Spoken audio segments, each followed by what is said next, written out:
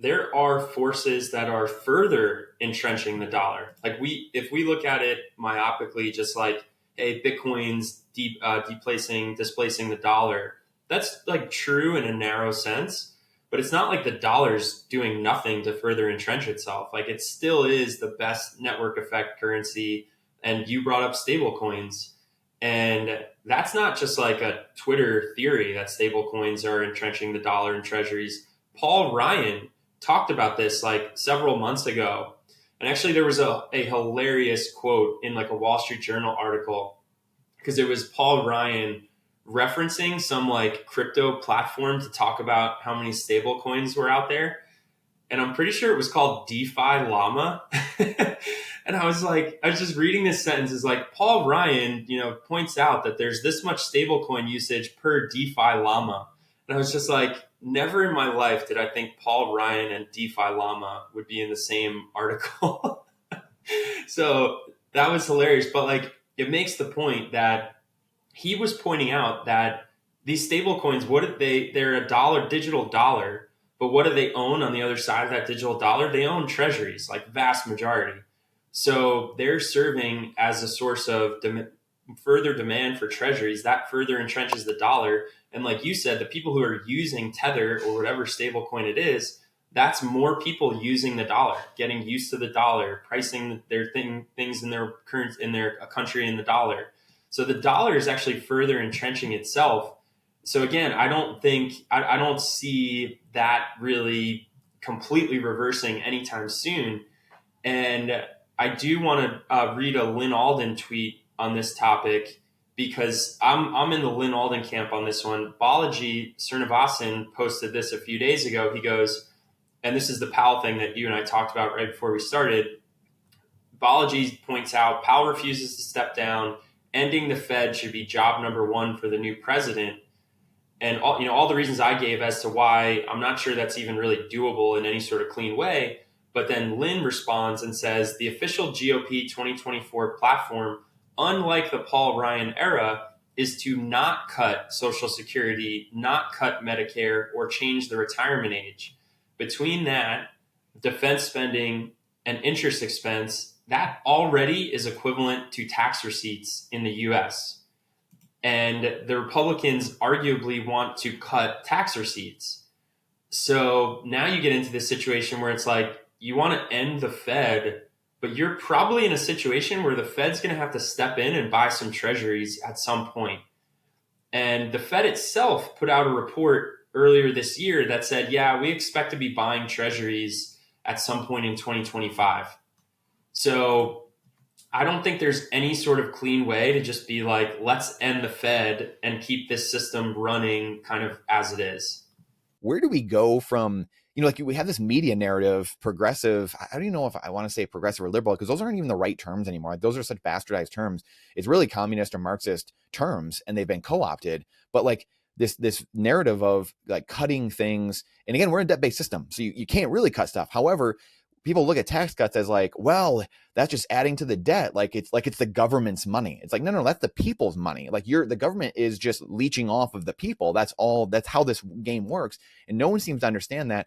So you have an administration that's coming in and they want to tax people, or they want to cut taxes.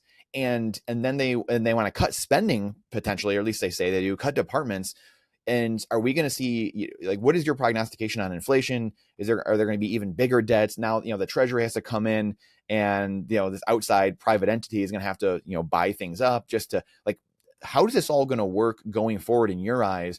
Where are we going to see $50 trillion debt in a year or two? It could be $100 trillion here in a few years. Like, how do you see this all like playing out? This wild game we're in right now. I'm in the camp, and it's interesting because Trump and Elon have talked about Department of Government Efficiency, DOGE, which is hilarious that they got that to work. But I see them cutting bureaucracy. I see them cutting regulations. I see them cutting some stupid law that's been on the books for 40 years and has no reason to be on there, but no politician cared enough or could get it removed. I see them getting that stuff removed. But again, I'll just, point back to what Lynn has, just been pounding the table on. The biggest things we spend money on in this country, it's Social Security, Medicare, Medicaid, defense, and interest expense. And the Republicans are not running on cutting that. We could debate whether that needs to be cut, but that's not what they're running on. And I think if they tried to run on, hey, we're going to cut Social Security and Medicare and Medicaid, like, you probably have Kamala Harris as president right now, because enough people would have just said, NFW, I don't want my entitlements cut. So to me, it's almost like a moot point, because I think neither party is running on cutting. So you have all this spending, and I think you just look at the ways that you can reduce debt, and it's basically you either grow out of it, so you grow your GDP, but that doesn't reduce the debt, it just reduces the debt to GDP ratio, but that, helps the fiscal situation of a country. So you grow out of it, you spend less, you tax more, or you inflate it away. And I don't see us really spending significantly less. I don't really see us taxing significantly more.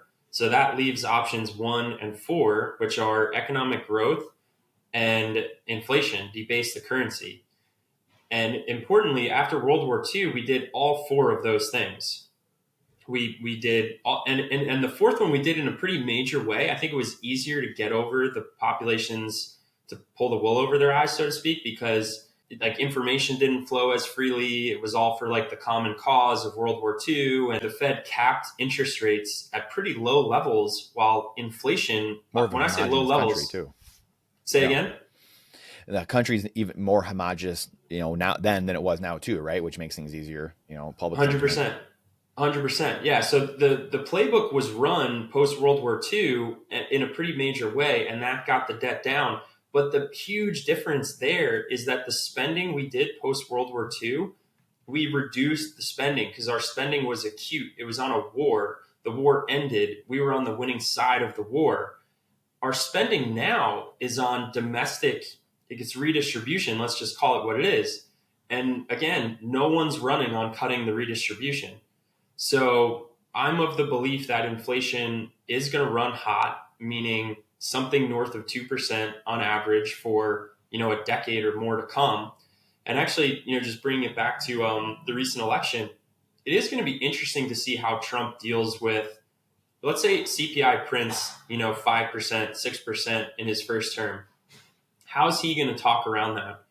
Is he going to blame the previous administration? Is he going to say, hey, this is happening, but look how great economic growth is. Wages are going up. You guys are better off. It's temporary. There's a lot of different ways to talk around it. But I'm pretty sure what the Trump administration is not going to do is say, look at all this inflation. We need to cut entitlement spending and jack up interest rates.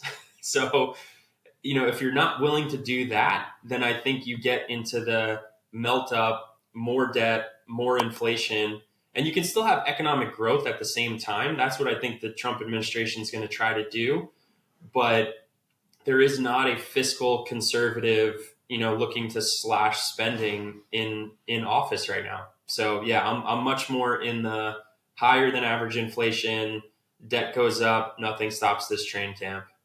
It feels like the only way out is just unleashing the American private sector, right? I mean, that's the only real way. Like you said, you're not going to get the debt down because it's a debt-based system.